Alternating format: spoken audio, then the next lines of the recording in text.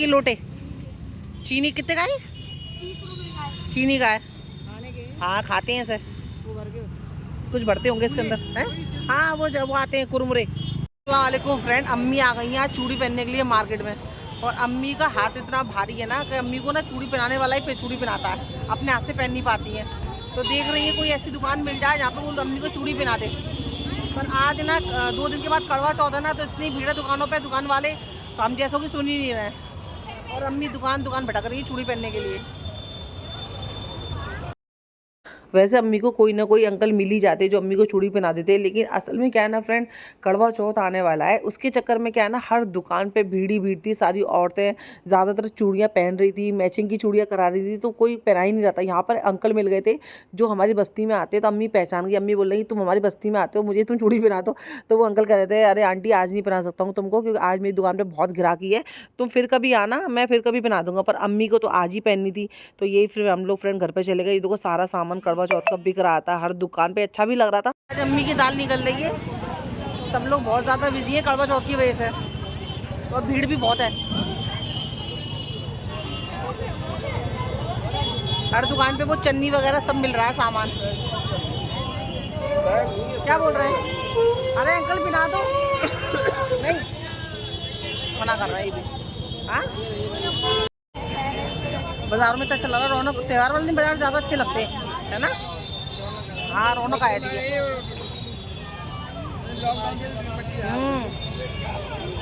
Time पे आ गई, मगरिब की अजान में नमाज मिल गई, पर अजान की आवाज़ सुनाई नहीं दी मैं बाज़ारों में ना।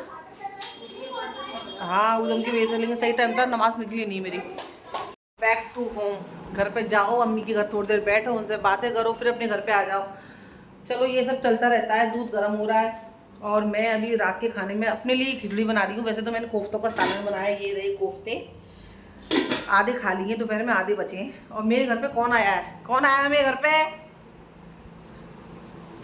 मेरे घर पे आयत आई है। आयत आई बोली फूफी मैं तुम्हारे साथ में घर पे चलती, मैं चल। और ये देखो यहाँ पे मैं बम्बई से ही मेहंदी लेके आई थी, वो कौन ऐसे के ऐसे ही रखे हुए, मौका ही नहीं मिला लगाने का। इंशाल्लाह जल्दी लगाऊंगी मैं। आ जाए साथ नमाज़ पढ़ने गया ईशा की, और मैं थोड़ी देर में नमाज़ पढ़ूंगी ईशा की। आजा। अस्सलाम वालेकुम फ्रेंड, आज हो गया है सनीचर। कल जुम्मे के दिन मैंने ज़्यादा कुछ ब्लॉग बनाया नहीं था। अम्मी चूड़ियाँ ढूंढ रही थी कोई पहनाने वाला मिल जाए, पर कोई नहीं मिला, क्योंकि त्यौहार का टाइम है भाई, उनके पास बिल्कुल भी टाइम नहीं है कि वो आपको चूड़ी पहनाए। वो चूड़ी दे देते हैं भाई तुम घर जाकर पहन लेना। तो अम्मी का हाथ असल में क्या है ना, थोड़ा सा भारी है। अम्मी है ना अपना चूड़ी नहीं पहन पाती हैं, मसला ये हो जाता है। तो अम्मी चूड़ियाँ सडनली क्यों ढूंढ रही थी, क्यों उनको सडनली चूड़ियाँ पहननी है, इसलिए क्योंकि है ना हम लोग जा रहे हैं सगाई में, मैं अम्मी पापा, हमारी बस्ती की लड़की है और हाथरस का लड़का है। तो आज सगाई का दिन है, तो लड़के वाले के घर पे जाते हैं, वहाँ पे सगाई करते हैं। तो ये एक रस्म होती है, वो निभाई जाती है। तो हम लोग वहीं जा रहे हैं, इसलिए अम्मी को लग रहा था कि वो अम्मी हाथरस, अम्मी का ससुराल भी है, तो जाहिर सी बात है इंसान जब जाता है तो चूड़ी वगैरह तो चाहिए ही होती हैं। तो अम्मी ढूंढ रही थी, अम्मी को कोई मिला नहीं है। यहाँ पे बस्ती में किसी से अम्मी चूड़ी पहन लेंगी, साथ में मैं भी जा रही हूँ, तो बस तैयारी करनी है। मैं आई हूँ अम्मी के घर पर नहाने के लिए, और ये आस्तीन ना फट गई थोड़ी सी, तो उसको मैं सी रही हूँ बैठ के। सब आता है, सिलाई बुनाई कढ़ाई और सब चीज़ कर लेते हैं अल्हम्दुलिल्लाह। फिर भी सासू जी तूने मेरी कदर न जानी। तो बस अभी आज आपके संग ब्लॉग बनेगा सगाई का। अब देखिएगा हमारे यहाँ की सगाई कैसी होती है। साहिबा हमेशा की तरह झगड़ा कर रही है, इसकी ज़िंदगी झगड़े में ही जाएगी। सबसे झगड़ा करती है फ्रेंड, सबसे करती है घर के अंदर, भाई भाभी, अम्मी पापा, बहन, जीजा जी, देखो मुझसे ही बोल के गई है, सबसे झगड़ा करती है सबसे। इसका नाम ना साहिबा नहीं, झगड़ालू औरत होना चाहिए, तो झगड़ालू। चलो फ्रेंड मेरी आस्तीन सिल गई है। और यहाँ पर देखो अम्मी के कुर्सी पे बैठ गई हैं, क्योंकि अम्मी को अपने ऊपर ब्लीच लगवानी है चेहरे पे। अम्मी मुझसे काफ़ी टाइम से कह रही थी तू ब्लीच लगा दे मेरे, पर मैं नहीं लगा पा रही थी क्योंकि मेरे को टाइम नहीं मिल रहा था।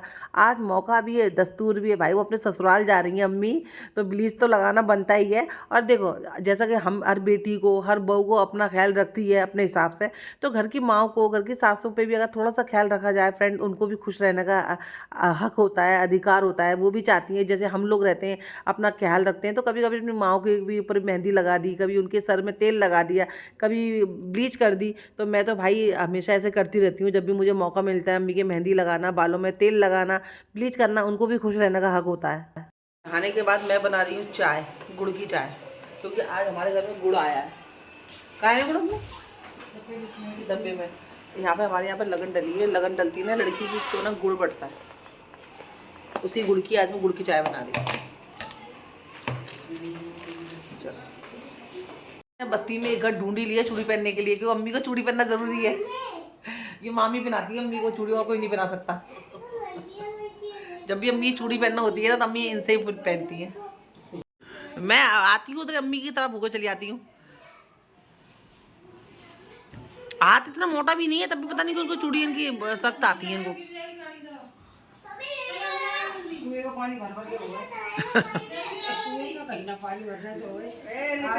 रस्सी खींचो ना, कड़क हो जाते हैं उससे। कुएं में बाल्टी डालो, फिर बाल्टी खींचो।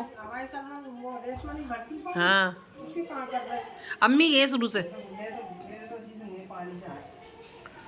चलो अच्छा, अम्मी का चूड़ियों का काम खत्म हो जाएगा। ये अम्मी ने चूड़ियाँ दिखा ना अम्मी, हरी हरी चूड़ियाँ। चलो चलते हैं।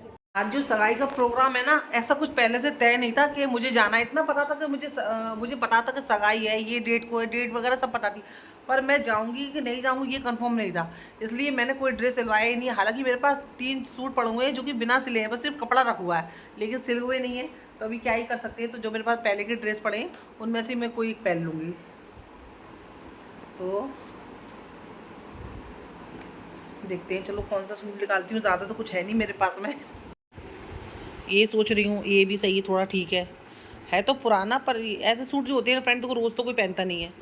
तो ये है एक, और एक ये ग्रीन वाला है, ये ब्लैक वाला है। और सोच रही हूँ यार कौन सा पहनूँ।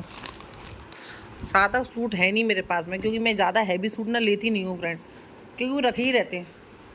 इसकी कमीज़ कहाँ है? इसकी कमीज़ तो मैंने इसी में रखी थी। कहाँ है ही नहीं।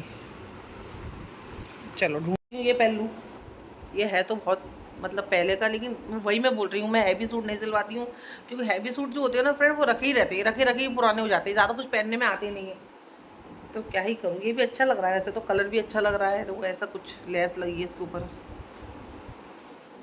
नमाज पढ़ ली है, अब मैं जा रही हूँ तैयार होने के लिए। मिलती हूँ आपको तैयार होने के बाद। लेट हो गया है, मैं बाल भी नहीं बना पा रही हूँ। बाल के लिए मैंने कंघा रख लिया है, बस मैं बाल काट लूँगी। हाथों में घड़ी नहीं पहन पा रही हूँ।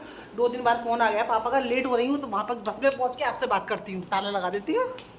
बिस्मिल्लाह। दवाई नहीं होगी पापा ने आज दोपहर में? आँख में दवा?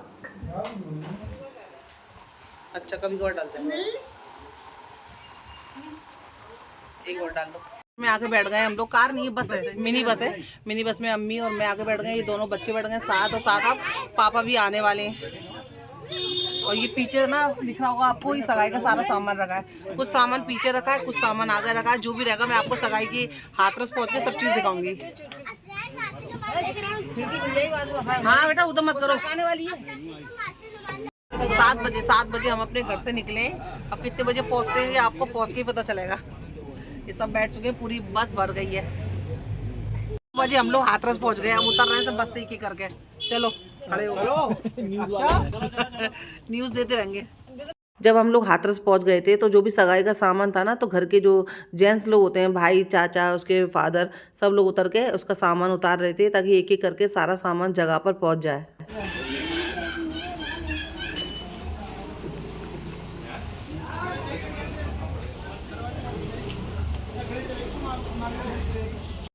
और ये रही वो जगह, यहाँ पर सारा इंतज़ाम किया गया था लड़कों वालों ने। सगाई का स्टेज बनाया था। और ये रहा फ्रेंड घर, जो कि कुछ ही 1 महीने में, कुछ क्यों 1 महीना ही रह गया शादी का, 1 महीने में लड़की का नया घर, नया एड्रेस, सब कुछ चेंज होने वाला है। और यहाँ पर इन्होंने स्टेज बनाया था बहुत प्यारा सा।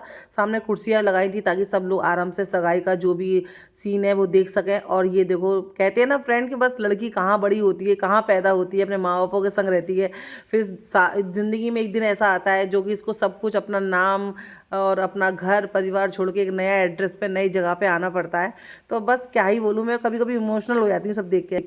ये रहा लड़के का भाई रिंकू, बाकी सारे रिश्तेदार हैं। यहाँ छत पर उन्होंने नाश्ते का, खाने का इंतज़ाम किया था। सबसे पहले सगाई से पहले उन्होंने हम लोग को नाश्ता कराया था फ्रेंड। बाकी का जो आगे ब्लॉग है, जो मैं दूसरे पार्ट में डालूंगी, क्योंकि बहुत बड़ा हो जाएगा तो एडिटिंग करने में प्रॉब्लम हो जाती है। सब कुछ नाश्ता इतना अच्छा था ना फ्रेंड, मैं सब कुछ इंतज़ाम इन्होंने बहुत अच्छा करा था। आगे का ब्लॉग देखने के लिए प्लीज़ मेरे चैनल से जुड़े रहिए। चैनल अच्छा लगा और मेरी ब्लॉग ब्लॉग अच्छा लगा हो तो सब्सक्राइब करना, दुआ में याद रखना। या पापा अम्मी सब नाश्ता कर रहे हैं, उसके बाद सगाई होगी जो कि आपको अगले ब्लॉग में मिलेगा। अल्लाह हाफिज़।